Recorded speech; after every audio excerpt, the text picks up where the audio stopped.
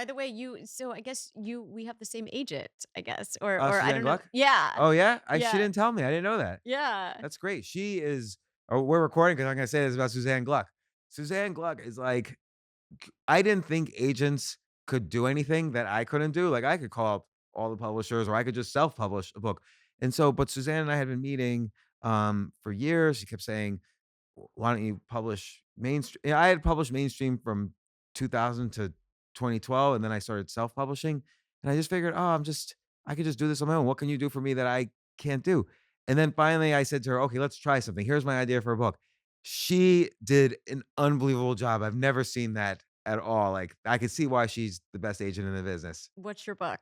Well, it's gonna be called Skip the Line, and it's about how you c at any age, you could basically start a new career, reinvent yourself, try to learn a new skill that's a competitive skill, and there are ways to essentially skip the line so you can as quickly as possible, whether it's learning or whether it's getting the right jobs or the right money or whatever, you can get to the top 1% of that field.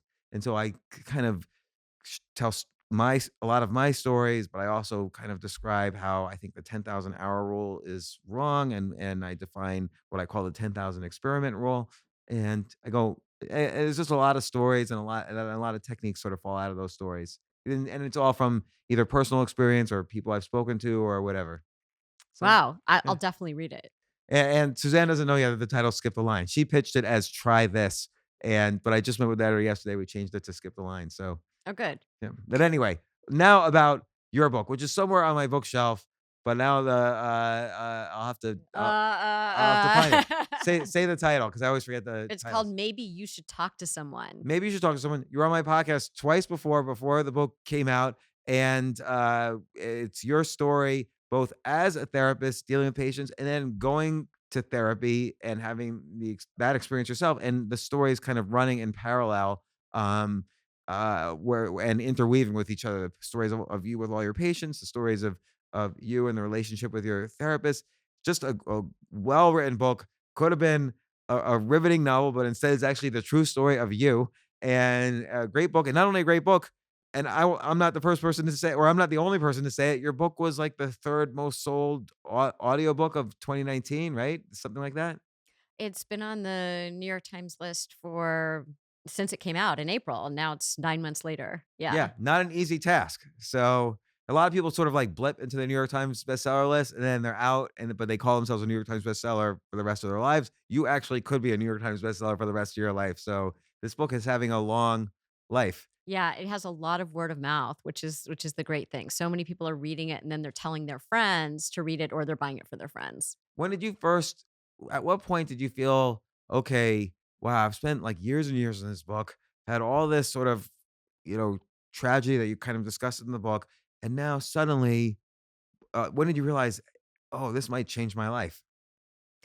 I don't know that it's changed my life. I think that it's more that it's doing what I wanted it to do, which is to change other people's lives. Good I think answer. well, it's true though. I mean, I think this was the book that yeah, I was supposed to be writing 2 other books that were, I never wrote, and one was the book about the How to Land Your Kid in Therapy, which was this Atlantic piece. It was an Atlantic cover, and everybody wanted me to write that, and then I was supposed to be writing a happiness book, and the happiness book made me depressed and miserable. Um, What was your book on happiness? I feel like that's a category that is a pretty like a lot of people have done that. They have, and a lot of people have done it really well. But I think that I was coming at it from the point of view of a therapist who goes in every day and I see real life and I see people and I see what makes them live the kind of life that they want to live. And it's not so much a conversation about happiness. I think happiness as a byproduct of living your life a certain way is what most people want. And I think happiness as the goal in and of itself is kind of a recipe for disaster. And so, um, I think that the happiness book couldn't really capture the richness and the nuance and all of the inspiring stories too that I see in the therapy room that again are more about how we grow and change and all the work we have to do, which isn't so much what a happiness book is about.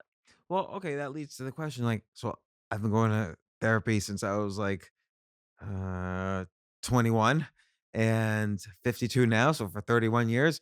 And what's the point? Well, Do you think you're different in any way from how you were when you were 21? But yes, but it's hard to know how I would have been without therapy, for instance. You never really know. It's like you can't prove a negative, so I don't really know. But Um, I'll tell you how I use it. You can tell me if I'm using is the wrong word, but I really like my therapist and she's helped me an enormous amount in very difficult situations. But I sort of feel like a therapist is a statistician. So you've seen 1,000 situations similar to whatever situation I'm going through. And so you see, well, in half of those situations, people did this and it turned out horribly. And in the other half, they did this and it turned out great. So I tell you my situation, you put it in the right category that you've seen thousands of times, and then you tell me what people did in the category in the 50% or 10% or 12% that where it turned out great, and then I follow your advice. I think therapy is more like getting a really good second opinion about the choices that you're making and why you're stuck in the way that you're stuck. So, a lot of times we have theories about our own lives. This is the reason that X didn't work out. This is the reason why I'm having trouble in relationships. This is the reason why I'm stuck in my career, whatever it is. This is the reason why I kept getting into the same situation over and over. And you might have a theory about it, but whatever your theory is, if you keep ending up in the same situation, you're probably a little bit off. And a therapist with that second opinion can help you see your blind spots. And I think that that's what's really important. And so I would guess that if your therapy is doing anything for you, that you've learned something about your patterns. You've learned something about your behavior, particularly in terms of the way you relate to yourself and the way that you relate to other people. I think that's definitely true. I think like I take notes during my therapy because sometimes she says something that because it's what you just said. It's looking at something in a different way that I'm used to. I get into this pattern of looking at a situation, and then she says, "Well, maybe you should look at it. Should consider looking at it this way." Or one technique of hers is to say, "Well, what if this was happening to one of your children? What advice would you give?" And then suddenly, like the answer becomes clear because, well, obviously, I would say this, and that turns out to be how I should be looking at it, which was completely different than how I was looking at it. So I think yes, there's a lot of ways that she's helped, and again, it's hard to say what I would have done otherwise. But I noticed this in your articles. In your articles, somebody will present a problem, and they kind of want to know, let's say, should I break up with this person or not break up with this person? And you kind of twist it around. And I'm thinking of the article we just spoke about where the roommate was having an affair with against her boyfriend with her roommate. And you sort of have a way of, and you do this in a lot of articles, you sort of have a way of saying, well, what in you chose this situation? Rather than saying, should I break up with her or not? You say, well, before you get to that, I'm paraphrasing you. Before you get to that, how about you ask yourself, why are you choosing someone unavailable? Why were there issues of self-worth, or did you see this with your parents or whatever? Like you kind of sort of teach them to look in a different way. Well, I think so often we're so curious about why somebody else is doing something, and we don't look at why we're doing something. So in this case, this was a kid in college, and his roommate had a boyfriend, and the roommate was also sleeping with him, and he wanted a relationship with her, and he couldn't understand why she would keep having this affair with him and not break up with her boyfriend. And he was so concerned about what was going on with her. And I said, "Well, what's going on with you? Have you given if we spent as much time trying to figure out what we're doing as opposed to what other people are doing, our time would be much better spent." I mean, it's interesting because I think I don't know if everybody's been in the exact same situation. We've probably all been in like similar or parallel sorts of situations. And that really, your answer really resonated with me. Like w- for me, I could say in a parallel situation, it was a self-worth issue as opposed to like always, always thinking like, well, why did she say this? Or why is she doing this? Or why this? You can't really ask why. Sometimes you have to sort of look in the mirror and say, why about your own self? Like, what's going on here? Like, why do I think this is the only option good for me when there's plenty of other options in the world? Not, Right, right, or and plenty of other situations I could be in rather than this situation. right, and in his case, I think what was happening was what happens to a lot of people, which is that, a lot of people seek out partners who are going to validate their worst insecurities if they haven't worked through them, and so for him, that's exactly what was happening. So, I think it was so much less about, whether she was going to break up with her boyfriend. And he was taking it so personally of like, why is the boyfriend better than me? And the bigger Yeah. question is, why are you obsessed over this woman who's not available? And do you ever get a sense, like, does he ever write you back and say, "Okay, you're right. Here's what I did"? Because you even say in the article, you say you know what you should do Hmm. because it's sort of obvious he should end that situation. He should end that relationship. But it's obvious to the outside, but people in it never see that. Nobody ever listens to their friend's advice, for instance. Probably rarely they listen to their therapist's advice. Maybe not, but I don't know. But did you ever get a sense of the conclusion of these things? Yeah, I think what's great about the Dear Therapist column is that a lot of times people will write to me later and say, "Here's what I did." It might not come right away because they need time to act on whatever the advice was. But, I think that that's unfortunately, the reader doesn't get that conclusion. In this new podcast that I'm doing, we're gonna be able to do that. I'm doing a new podcast with, that Katie Couric's producing for iHeart, with another therapist, Guy Winch, who you might know from his great TED Talks. He has a great TED Talk about, how to mend a broken heart, and another one about, emotional like an emotional toolkit. He's really funny, and he's really smart. And so we are going to have somebody write in and we're going to talk about the letter kind of behind the scenes, the way therapists talk about it. And we'll go back to the person and give them our thoughts. And then they will go do whatever they do. And then they're going to come back and tell us how it worked out. So what's the name of this podcast? It's called Dear Therapists. And dear therapist, plural. Yeah. So you can write to advice@iheartmedia.com and maybe your letter will be on our podcast. And what's the first episode about? Like, have you've done it? Are you just coming from it now, right? So We just taped it recently. Yeah. and what was it about? It is actually about a husband who is cheating, and the wife doesn't, and they're going to couples therapy, and the wife has a lot of questions about what's going on. Does she know that the husband's cheating? Or is Yes, she does. That's why she wrote in. Yeah, okay, but they're still together? they are, but I can't. I don't want to give it away because we're going to talk about it on the podcast. Okay, okay. Yeah. Well, in general in your life, what's been going on? You're doing all these media things. Are you doing therapy? You a therapist? I am a therapist, yeah.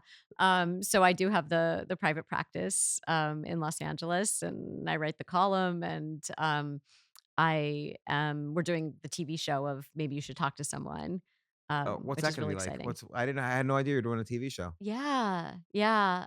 So the TV show is, with Eva Longoria's company, and do you know the show The Americans? Yeah. Yeah, so the creators of The Americans are writing the pilot Oh, right now. that's excellent. So is Yeah. it gonna be kind of, sitcom-ish a little bit? Or No, no, no, no. I think the tone of Maybe You Should Talk to Someone, there's a lot of humor in it, but nobody is ever made fun of, or we're not making fun of anybody. I think that the reason that it resonates so much is because it's so real. And we see the ridiculousness of the human condition in it. So that's where the humor comes from, is we're all ridiculous and when we go through certain things. well, just the situation even with this letter with the roommate and the affair and so on. Again, it's interesting because always outside the situation, it's like situations are in bubbles where people inside the bubble don't know that they're in this, Truman Show type of world where there's a whole other world outside of it. And outside, that's why friends always give good advice, but the people in the bubble always ignore it. Well, I'll tell you, I don't think friends give good advice. And in the book, I talk about the difference between idiot compassion and wise compassion. And idiot compassion is what our friends do. They go along with your version of the story. Oh, So they're usually my like, friends tell me I'm an idiot, but "Oh, do so I'm they?" the idiot. Yeah. Oh, that's so interesting. A lot of times, maybe it's a gender thing because a lot of women will say to their friends, like, "Yeah, you're right. He's a jerk, or your boss should have promoted you, or whatever it is." And that's not that helpful. What people need is wise compassion, which might be what your friends are giving you, but I don't know about the compassion part I because don't they're know if kind of they're telling you. wise, but I don't know, but That's they funny. do. I think they're wise, but They're maybe more not just saying like compassionate. you're an idiot, and I'm like, but I didn't tell you the problem yet. Doesn't matter. You're just an idiot. So, but yeah, so I don't know if it's wise, but or compassionate, but they definitely tell me the right, or in many cases, they tell me what they think. Yeah, yeah, but I think sometimes our friends, are afraid of hurting our feelings, so they don't really say, "That's the 10th time this thing has happened to you. Maybe you're the common denominator in this situation." Yeah, no, I think that, and that's always an interesting thing to look at because, whether this whatever the situation, like, oh, a relationship didn't work out. Sometimes people come to me and they say, "Oh, this relationship didn't work out. She was a narcissist." But then every relationship's like the opposite side always seems to be a narcissist. And I'm like, "How? What? I don't understand. Like, why is everybody in the world a narcissist?" Like that's like the catchphrase on somebody's, you know, it could be on all of the other relationships. And I almost want to say I'm being the idiot compassion friend here. I almost want to say maybe you should look at like why everybody's a narcissist. Maybe you're the narcissist, but I never say that.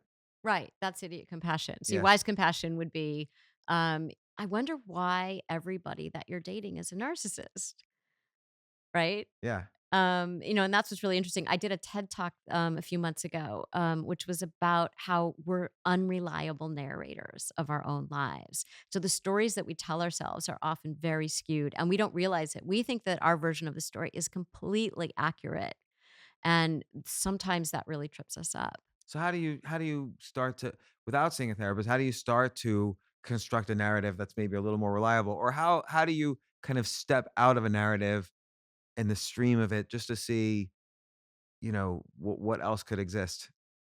I think that it's really important to try to write the story from another person's point of view. So if it's about a conflict with another person, imagine what their version of the story is. Most people have good intentions. And I think that we don't realize that. We think that someone is trying to hurt us in some way. And so I think you have to think about, well, why would a person do that? And what would their story look like? And I think what I do in the TED Talk is I take a woman's letter she wrote in about her husband, and then I imagine what the other version of this letter would be, and it's a completely different story. And that happens so often. I even get in my advice column, sometimes I will get two people involved in the same situation writing in, and unbeknownst to the other. And there are these two different stories. And I start to put it together and I think, oh my God, that's the other person in the story. That's insane. You Isn't really that insane? That has That's gotta be happened. in the TV show, that plot line. That has actually happened. And it's so interesting because they both really want the same thing, which is they want to connect. They want to be closer to each other and they don't know how. And they are so skewed in terms of how they perceive the other person's motivations. How can they be closer to each other, Well, not knowing the situation? I think you have to well, I think in that situation they can actually talk to each other and say, I'm curious about what is going on for you and to hear that, because I think that often you'll find something that you never expected.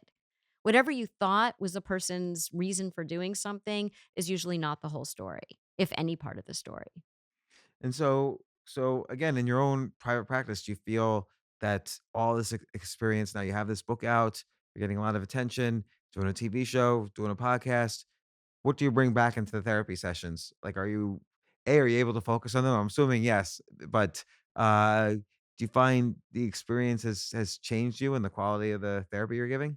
I think everything I do is really complementary. So I think that, going around and talking to people about emotional health, as I'm doing with a lot of the book tour, is really helpful. I see patterns in terms of the kinds of questions people ask, the kinds of concerns that they have, and that complements what I see in the therapy room. I think the process of writing is really helpful. Even writing the book, it helped me to see things about those cases that I hadn't seen necessarily at the time in the same way. So I think everything that I'm doing, writing the column helps me to help my patients, helping my patients helps me to help the people in the column. Uh, okay, I have a question. What is a narcissist? Because I do hear people saying all the time their spouse or their significant other is a narcissist. I hear this all the time. So maybe there's Yeah. something wrong with me that I'm listening for all the narcissist questions, but I'm just curious, what is the definition of that? I feel people overuse that word. Yeah, they do. I think the way that people overuse, certain words like, you're so OCD, when they don't actually have OCD. And Or bipolar, I feel is overused. yeah, do people say that? Yeah, a lot of people just say, "Oh, I'm bipolar," but like when you see people who are really No, bipolar, it's an actual yeah, phenomenon. it's It's a an actual serious diagnosis. Yeah. crazy illness. Not, and I don't mean crazy that the person's crazy. I mean that illness really damages people. Yeah, if they're not treated. I mean, people who are treated with and who have bipolar disorder do really well, but they have to get the right treatment. So, yeah, that's very different from casually saying, "Oh, you're so bipolar." I think people don't understand what that is. Bipolar is not like, used casually. Yeah, I think people think like the Hollywood version is, oh, you're really happy sometimes and you're really sad other times. It just goes back and forth all the time, and it doesn't seem to be that at all. But I am curious, what is a narcissist? Are you asking for a friend? No, I'm just curious because I hear it all the time, and then I also hear sociopath all the time. So what's a narcissist and what's a sociopath? Yes. So He's a sociopath. right, right. So that's what happened in my book when the boyfriend breaks up with me. My friends immediately say he was a sociopath. How could he never have told you he didn't want to live with a kid? And by the way, I agreed. Which of course, my therapist did not. So I'll start with sociopath then, I guess. A sociopath is somebody who has lacks empathy, cannot, goes around and doesn't care about hurting other people or the feelings of other people or what happens to other people. Is that biological or is it like a function of how they were raised or People don't really know. There's all these questions, I think, with a lot of mental illness, which is, how much is nurture and how much is nature. And I think that a lot of it is a combination of the two. Mhm. So it's very rare for a person to be a sociopath. It's very rare in the population. Narcissism is also an actual diagnostic category, but remember there are gradations of narcissism, right? So, somebody who's a little bit self-centered, that's not narcissism necessarily. But a lot of times people say, "Oh, that person's such a narcissist." Um, they're so, concerned with themselves. That's more kind of self-centered. A narcissist is somebody who thinks they're better than everybody else. Mm. John in the book, the character, I say character because I had to rename him, but the person, my patient, probably would fit the diagnostic category for narcissism. Right, because I remember he came into your office, he's always trashing everybody else and Everybody was an idiot. He knew better than everybody else. He was smarter than everybody else. he wasn't necessarily a mean guy. No, he wasn't mean, but he was insulting, just because he thought he was so much better than everybody else. And so narcissism is, I'm so much better, I'm so great, everybody else is less than. And it comes from a place, ironically, of feeling less than. Mm. So it's a defense against feelings of lack of self worth, even though the presentation is that they have so much self-worth that they're irritating. So how do you let's say you figure out someone's a narcissist, how do you deal with that person in either a friendship or relationship or a business context? Yeah. I would say try not to be in a relationship with a narcissist. So, how do you deal with that person in a relationship? Probably choose somebody else. Mm. Unless that person is willing to do therapy and try to figure out what's going on. Narcissists don't show up in therapy that much because they don't think anything's wrong with them. Mm. So the way that John comes to me is he thinks, he's there to help, he needs help sort of with the irritation of managing all the idiots. And so it's not for him. It's not like, hey, I want to change and something's wrong with me. It's how do I manage all these people who are inferior to me? Mm. That's how a narcissist might end up. Or a narcissist often ends up in therapy in the context of a couple. So they'll come in and you see whether it's him or her. There is, one person has narcissistic traits and the other partner is very fed up with it. And the other partner is who brought them into therapy. Like I can imagine, you ever see the TV show Entourage? I haven't. Oh, okay, because maybe the Ari character, but if you haven't seen it, but I'm trying to think of any TV character that might be you can easily identify as a narcissist. Well, he was a TV character. That's right. Yeah. Is there any, A TV character? yeah. What about, like, Don Draper and Mad Men? Although I don't think See, I'm gonna my ignorance is that right now I haven't watched a lot of television in a oh, long okay. time. Alright, you're off the hook on that question. Alright, I have another one too, which is and I'm sorry I'm asking, like, glossary questions, but this is the only time I get to ask this. Uh, Passive aggressive. What's that? Okay. So passive aggressive That's is another that one I see thrown around all the time. passive aggressive is when you you're really angry with somebody, but you're not going to tell them that you're angry, and you're gonna do something that is, hostile toward them, but in a very subtle way. So something passive aggressive is, like a comment under your breath, or you do something to, like passive aggressive is you're really irritated that your partner wants you to do something that you don't want to do. So you're going to come 30 minutes late. And then Mm. you're going to be like, oh, there was so much traffic. That's very passive aggressive.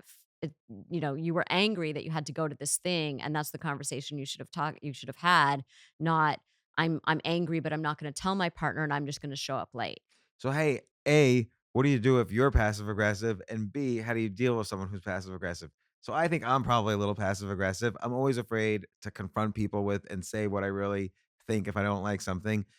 And I think, let's call it, one of my relatives is passive aggressive. So, we always actually have a One of your relatives, would that be a parent? no, Oh. actually, not a parent. My parents don't talk to me. Um, but when we're together, it's actually all fine because we're both passive aggressive, so we don't say anything bad about anything. But are you being so it sounds like you're both passive, but I don't know that you're doing anything aggressive.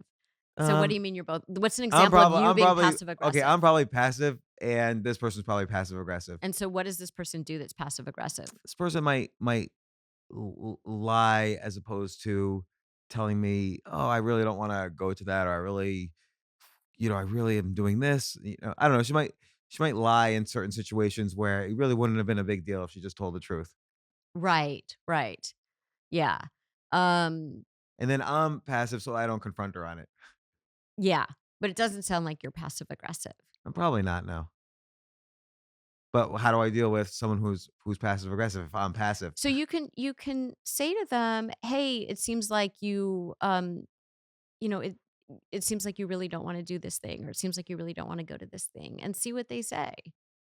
Sometimes just getting it out there gives them permission to say it, Yeah, I've tried that, and they'd be like, "No, no, I really have this thing," and I and you know don't they don't. believe it. Yeah, I know they don't. So, but it's hard for me to like just say you're lying. That doesn't sound so passive aggressive though. That sounds like the person's trying to let you down nicely. Yeah, Passive aggressive is more like, "Hey, will you walk my dog this week?" "Sure, I will." And then like you then all of a sudden, the dog gets off the leash when you're walking because you were consciously or not, probably, outside of your awareness, you were so angry that like you didn't fasten the leash and now the dog has disappeared.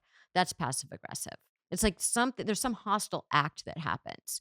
Doesn't sound like your relative is committing some kind of hostile act. It yeah, sounds you're like probably right. Yeah. So what do you do again with? Oh, so your suggestion is though, if someone is passive aggressive, just kind of like try to air out as much truth as possible and see what happens. yeah, yeah. I mean, and in a nice way, not like, "I can't believe you don't wanna come to this thing," "I can't believe you don't wanna walk my dog." It's, "Hey, you seem a little irritated Yeah, by." I guess the guilt trip doesn't work, is what you're saying. Like guilting No, someone, no, no, the guilt trip does not because work. so guilting does seem to happen a lot between parents and children. Like, oh, I can't believe you don't want to come visit me, or blah blah blah. Uh, uh, uh, with children, and maybe this is related to the passive aggressive question. What's the importance of boundaries with children? Yeah, the "I can't believe you don't wanna come visit me," by the way, is not passive aggressive, that's just manipulation. Mhm. Yeah, no, so parents could be manipulative. We all can, Yeah. sure. Yeah. So But what was your so the question? question is, what are the right boundaries to put on kids? As I know it's a very broad question, but like, I tend to always want my kids to be happy, which is not always, for instance, the correct goal. And so it's hard for me to put boundaries around kids. So are they monsters? No, they're actually very, very good, but they just I don't know, they're very nice, polite kids, but maybe I'm worried when they actually are in a difficult situation as adults, they might not be able to know how to handle it. And I've seen them not be able to handle some situations as well as I think they should be able to. How old are they? 17 and 20. So what are some situations that they haven't handled well? If someone says no to them about they feel overly rejected or unfairly rejected, Right, because 'cause and they're not used to hearing that, yeah, and also, it sounds like maybe they don't have a lot of practice, dealing with their disappointment. yeah, And that's something That's very true. that's a reason why it's important for parents to, um, know that it's okay if your kids don't like you in a moment or they don't like a decision that Mm. you've made, and you see their disappointment. It's really hard for us as parents to look at our kids and say, "Oh, I just caused you to feel pain," right? But at the same time, they need to know that it will pass. Feelings are like the weather. They kind of like weather systems. They blow in, they blow out. And your kids need to learn that just because I'm sad now or just because I'm disappointed now doesn't mean I'm going to feel that way in an hour or a day. I think the key thing there is for me, feeling comfortable in them not liking me for a short amount of time. Because it's hard. I'm a divorced parent, so I don't always see them. So I feel like if they don't like me for a day, that might turn into 2 months because I don't they could choose not to see me. They could just stay elsewhere. Mhm. So, but I think that's really important though, Well, to that's get really comfortable with that. common with divorced parents. I think divorced parents, because I think there's this extra feeling of pressure that, you have a limited time with your kids. And so a lot of people feel like, well, I want them to enjoy the time that they have with me, but you also have to be a parent during that time. Well, Lori, once again, I've completely used you as my own personal therapist right on the podcast. And I'm so happy that maybe you should talk to somebody. I'm thinking the title, right? I Maybe you always should talk to someone. maybe you should talk to someone. I'm so happy that it's doing so I well. think you have a block. No, since I'm 52 now. Since I turned 50, I literally cannot remember anything. And on the podcast in particular, I will have just read the book and I'll forget the name of the person sitting across from me and the title of the book. But I'll remember the content of the book, so I'll be able to do the You whole. did. You So did. You knew it very yeah, well. I'll be able to do the entire podcast as long as I don't have to say the person's name or the title of the book. And it's really hard for me to remember the subtitle as well. But anyway, maybe you should talk to someone, author of that, and it's a huge bestseller. It's the third time you're on the podcast. I've always have such a fun time talking to you. You're also doing this podcast, Dear Therapist. You write Dear Therapist for The Atlantic. Those columns are always great. I always read all of those that come out. And now I just learned you're doing a TV show. When do you think that will come out? I don't know yet. We're about to get the script, so I don't Oh know. my gosh, is it already been approved by a network? Like it's happening? Uh, I think it is. I can't really say yet. That's so great.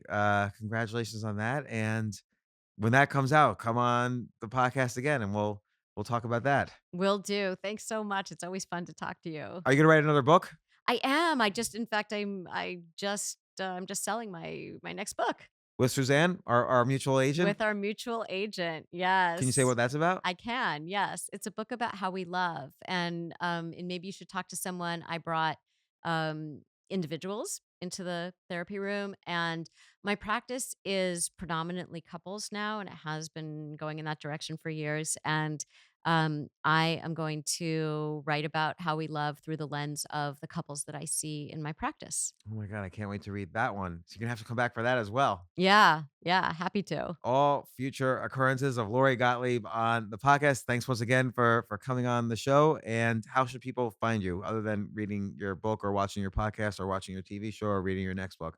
They can watch my TED Talk, which I think is really useful for people. So they can go to TED.com and look me up. They can go to my website, lorigottlieb.com, and they can follow me at Lori Gottlieb1 on Twitter. And what's your address? No, I'm just kidding. Thanks so much. I'm like, what?